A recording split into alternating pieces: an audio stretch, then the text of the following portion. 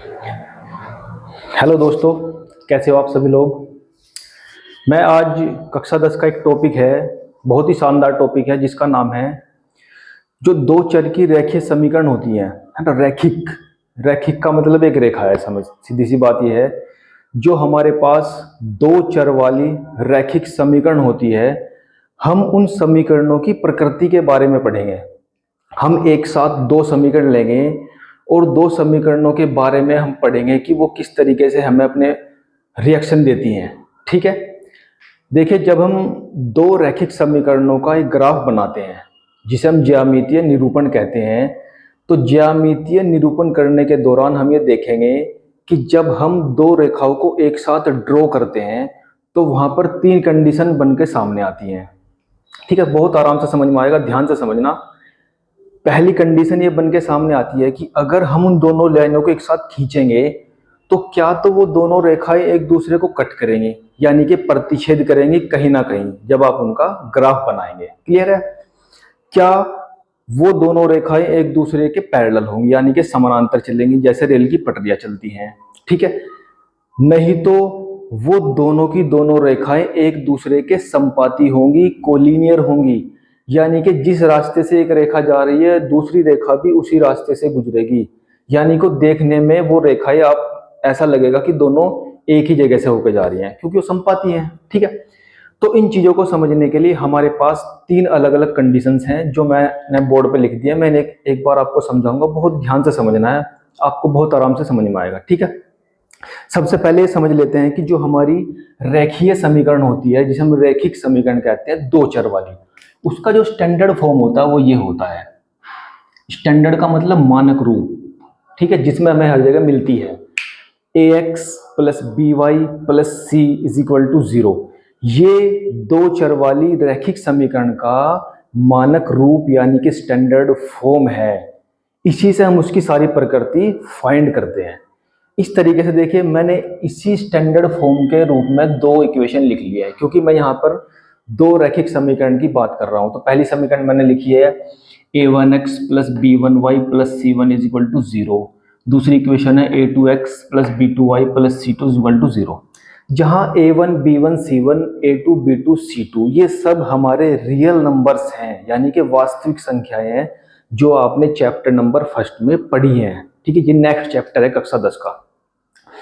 तो अब हम इनकी प्रकृति के बारे में पढ़ेंगे कि किस तरीके से हम इन्हें पता लगाएं कि अगर हमें दो इक्वेशन दे दी जाए बिना उन्हें ड्रॉ किए भी हम पता लगा सकते हैं कि ये प्रतिच्छेद करेंगी या पैरेलल होंगी या संपाती होंगी। उनका ग्राफ बनाने की हमें जरूरत नहीं है, डायरेक्ट पता लगेगा। ठीक है, देखिए, छोटी छोटी सी कंडीशंस हैं। पहली कंडीशन, यदि दोनों रेखाएं प्रतिच्छेद करें यानी कि दोनों रेखाएं एक दूसरे को कट करें तो क्या कंडीशन होगी। ठीक है, हम क्या करेंगे, सबसे पहले उन दोनों इक्वेशंस में से a1 b1 और c1 a2 b2 और c2 इन चीज़ों की वैल्यू फाइंड कर लेंगे। वो आपको आराम से नजर आ जाएंगी। जो x y के साथ होती हैं वो a1 a और b की वैल्यू होती है, जो अचर पद होता है वो c की वैल्यू होती है। क्लियर है? चलिए, तो ये वैल्यू निकालने के बाद हम ये पहली कंडीशन देखेंगे। अगर a1 अपॉन a2 और b1 अपॉन b2 इन दोनों का जो अनुपात है, यानी कि इन दोनों की जो वैल्यू आएगी वो कभी भी इक्वल अगर ना आ रही हो, अगर वो दोनों वैल्यू आपस में इक्वल नहीं आ रही हैं तो इसका मतलब वो दोनों रेखाएं एक दूसरे को क्या करेंगी, प्रतिच्छेद करेंगी, काटेंगी। यहीं से क्लियर हो जाएगा पहली कंडीशन। दूसरी कंडीशन, यदि दोनों रेखाएं परस्पर समांतर हो, पैरेलल हो, रेल की पटरियों के तरीके से बस दोनों रेखाएं एक साथ चलती जाएं तो उनके लिए क्या कंडीशन होती है, a1 upon a2 is equal to होता है b1 अपॉन b2। ये दोनों तो आपस में इक्वल होते हैं, लेकिन जो तीसरा नंबर है c1 अपॉन c2, जो तीसरे वाला अनुपात है वो इनके इक्वल नहीं आता है, यानी कि ये वाला अनुपात इन दोनों अनुपात से अलग पाया जाएगा। तो इस कंडीशन में हमारे पास क्या होगा, दोनों की दोनों रेखाएं क्या होंगी, समांतर होंगी। क्लियर है? तीसरी कंडीशन, यदि दोनों रेखाएं परस्पर संपाती हो यानी कि एक ही रास्ते से होकर गुजरे, दोनों देखने में एक ही नजर आएंगी, तो उसमें क्या कंडीशन होती है, a1 upon a2 b1 upon b2 c1 upon c2। तीनों की वैल्यू यानी कि तीनों अनुपात आपको सेम पाए जाएंगे, क्योंकि दोनों एक ही रास्ते से गुजर रही है। ठीक है, तो याद रखने का एक तरीका है कि अगर ये तीनों के अनुपात एक साथ एक समान पाए जाएं तो तीनों की तीनों रेखाएं, हमारे तीनों कह रहा हूँ दोनों रेखाएं क्या होंगी, समपाती होंगी, यानी कि एक ही रास्ते से होकर गुजरेंगी। तो ये इनकी प्रकृति थी कि अगर दो रेखाओं को आप ज्यामिति निरूपित करेंगे तो वो किस तरीके से व्यवहार करती हैं, ये कंडीशंस हैं। एक बार वीडियो को पॉज कर लेना और पॉज कर सारी कंडीशंस लिख लेना। बहुत ही आसान है, जब आप क्वेश्चंस करेंगे तो बहुत ही इजी लगेगा आपको। ठीक है, तो अब मैं आपको आपकी एक्सरसाइज के क्वेश्चंस कराता हूँ। आपकी एक्सरसाइज नंबर है आपके पास ये 3.2 3.2। आपको मात्र 2 सवाल समझने हैं और उन 2 सवाल से आप क्लियर हो जाएंगे कि हमारी समय जो इक्वेशन दी गई है रेखाओं की वो प्रतिच्छेद करती हैं या समांतर है या पैरेलल है। ठीक है, अब एक छोटी सी चीज और समझ लीजिए इसमें, यही कहीं साथ के साथ मैंने लिखी है।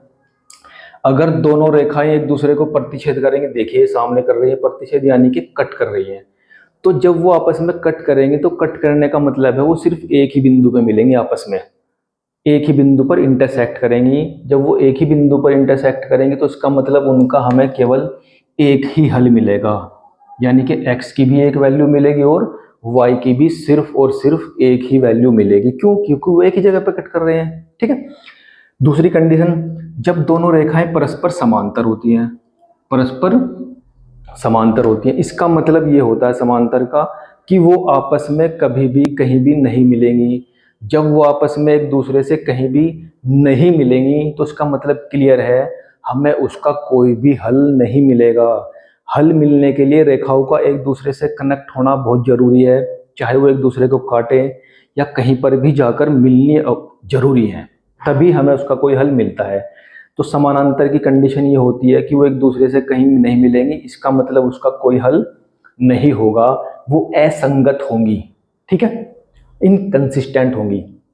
तीसरी कंडीशन में आप देख रहे हैं कि तीनों बराबर हैं, तो तीनों बराबर होने के कारण इनके अपरिमित रूप से अनेक हल होंगे, क्योंकि एक रेखा के ऊपर ही दूसरी रेखा लाई कर रही है, तो इसका मतलब दोनों रेखाएं सेम हैं, एक ही हैं, तो इसमें आपको इसके अपरिमित रूप से अनेक हल मिलेंगे, क्योंकि आप उसमें एक वेरिएबल की वैल्यू रखते जाएंगे, कुछ भी दूसरे की उसके अकॉर्डिंग निकलती चली जाएंगी।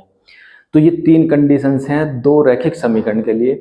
बहुत आसानी से हम इसके 2 उदाहरण समझेंगे। एक बार आप वीडियो को पॉज करके नोट कर लीजिएगा, ठीक है, क्योंकि मैंने साफ करने जा रहा हूँ, फिर हम इसके क्वेश्चन समझेंगे ध्यान से।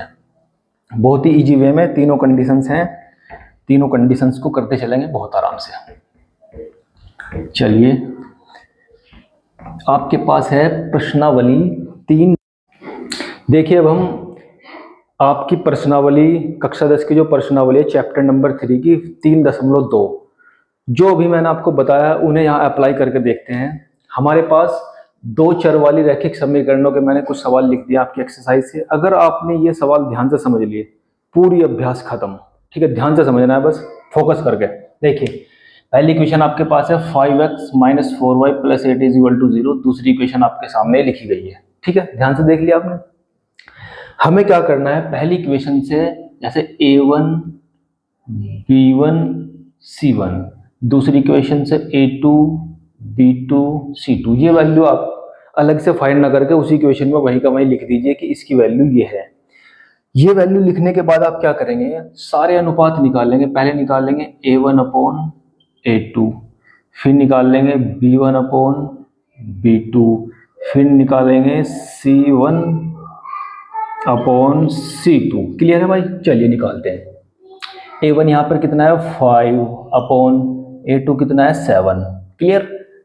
b1 कितना है -4, b2 कितना है 6, c1 कितना है 8, c2 कितना है -9। जब आप ये वैल्यू यहाँ पर पुट कर देंगे तो पुट करते ही आपको एकदम से क्लियर हो जाएगा कि ये जो a1/a2 है, b1/b2 है, c1/c2 है, क्या ये आपस में इक्वल है या नहीं इक्वल है। ठीक है, ध्यान से देखिए, a1/a2 की वैल्यू 5/7, b1/b2 की वैल्यू है 4/6। आप चाहो तो उसे 2 से कैंसिल कर सकते हैं, 2 दूनी 4 और 2 तिया 6, तो उसकी वैल्यू हो जाएगी -2/3। ये बात क्लियर है? ये वैल्यू है 8/9। तो आप ध्यान से देख पा रहे हैं कि a1/a2 और b1/b2 ही आपस में इक्वल नहीं है। तो आपकी पहली कंडीशन यहाँ पर सेटिस्फाई हो रही है कि A1/A2 अगर B1/B2 के इक्वल नहीं होता है तो इसका मतलब दोनों रेखाएं आपस में प्रतिच्छेद करती हैं। बिल्कुल क्लियर है। तो यहाँ आपके लिखेंगे इस प्रकार A1/A2 does not equal to, यानी कि आपस में बराबर नहीं है। तो इसका मतलब साफ है, दोनों रेखाएं क्या करेंगी, प्रतिच्छेद करेंगी। दोनों रेखाएं प्रतिच्छेद करेंगी, यानी कि कहीं ना कहीं एक दूसरे को जरूर काटेंगी। और जब दो रेखाएं एक दूसरे को प्रतिच्छेद करती हैं तो इसका मतलब उन दोनों रेखाओं का सिर्फ और सिर्फ एक ही हल मिलता है, एक अद्वितीय हल मिलेगा, केवल एक ही हल, एक ही हल होगा। और जब हमें किसी समीकरण का हल मिलता है तो इसका मतलब वो समीकरण क्या होती है, संगत होती है। देखो सारी कंडीशन एक ही में समझा देते हैं हम। अगर A1/A2 की वैल्यू B1/B2 की वैल्यू के इक्वल नहीं होती है, इसका मतलब दोनों रेखाएं प्रतिच्छेद करेंगी। प्रतिच्छेद करेंगी इसका मतलब ये है कि दोनों रेखाओं का एक ही हल मिलेगा, क्योंकि एक ही जगह पे काटेंगी। तीसरी बात, वो संगत होंगी। संगत है तभी तो आपको हल मिला है, अगर संगत ना होती तो कोई हल नहीं मिलता है। उसी एक्सरसाइज 3.2 का ये क्वेश्चन करते हैं। देखिए ध्यान से, दोनों इक्वेशन मैंने आपके सामने लिख दिए। जो काम मैंने इस इक्वेशन में किया था वही इक्वेशन में करेंगे। इनकी वैल्यू को A1 B1 C1 मार्क कर लेते हैं, और मार्क करने के बाद आप ये वैल्यू देखेंगे कौन सी वैल्यू सेटिस्फाई हो रही है। चलिए A1/A2 पहला अनुपात निकालते हैं, 9/18 है ना। यहाँ पे A1 की वैल्यू 9 है, A2 की वैल्यू 18। 9 1 जा 9, 9 2 जा 18, 9 9 दूनी 18, 1/2।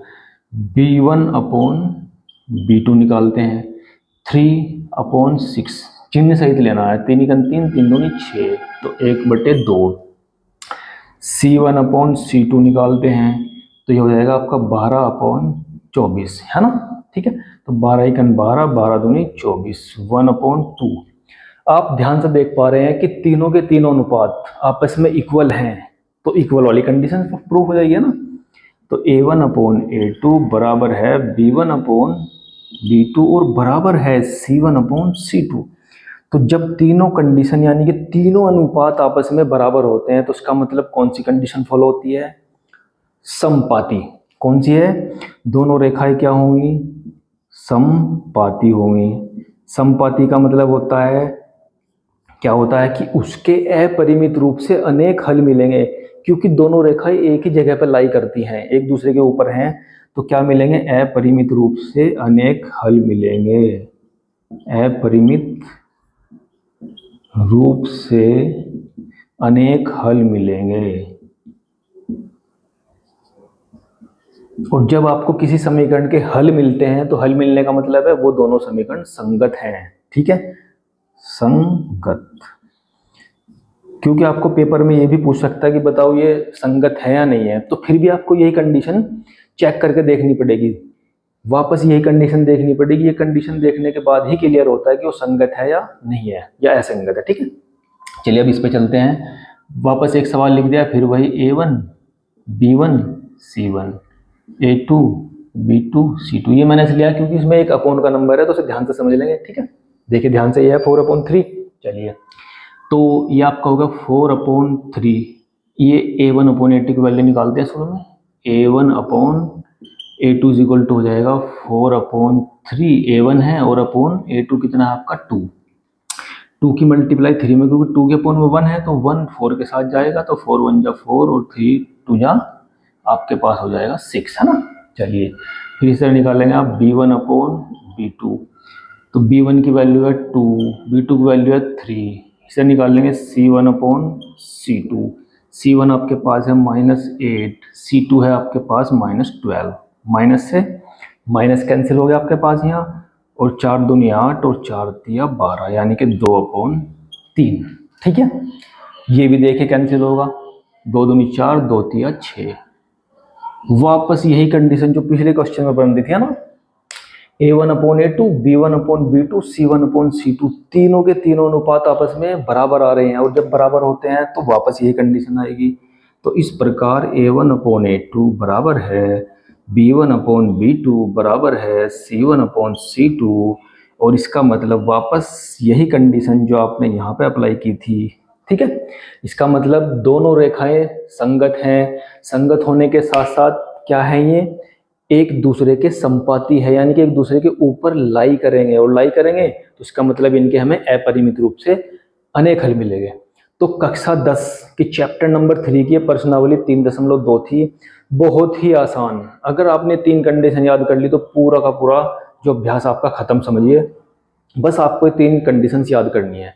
इसी के साथ ये अभ्यास समाप्त होती है। Good bye.